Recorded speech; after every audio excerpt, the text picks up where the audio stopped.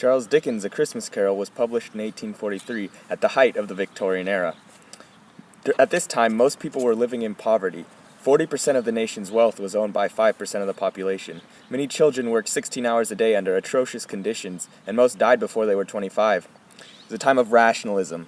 People did not believe in anything they could not see or sense. It was into this atmosphere that Charles Dickens published A Christmas Carol and changed the landscape of Victorian-era Britain. In the beginning of the story, Scrooge is visited by his departed friend Marley. Marley comes back to help Scrooge turn his life around while he is still alive so that when he dies, he will not end up badly. Marley states, "Mankind was my business. The common welfare was my business. Charity, mercy, forbearance, and benevolence were all my business. The dealings of my trade were but a drop of water in the comprehensive ocean of my business." He starts the story by telling Scrooge that 3 more ghosts will come to visit him. Marley is the beginning of Scrooge's transformation. The first of the 3 ghosts that visit Scrooge is the ghost of Christmas Past. The ghost of Christmas Past brings Scrooge back to his childhood, a time when he still felt emotionally connected to other people before he closed himself off in a severe state of alienation. This ghost symbolizes memory and reminds Scrooge of how his life used to be. The second ghost to visit Scrooge is the ghost of Christmas Present.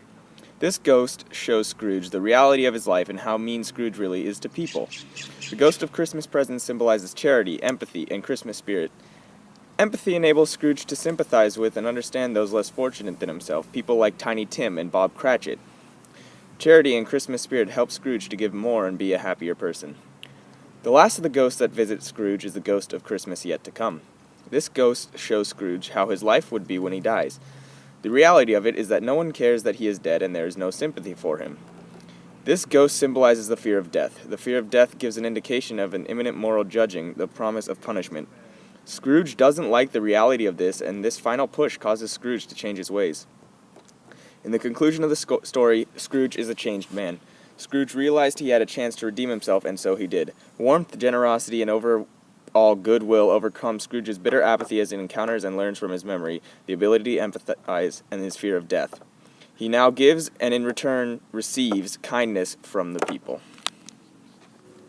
Charles Dickens uses the characterization of Scrooge and the symbolism of the 3 ghosts to highlight the problems of the Victorian era that needed to be fixed.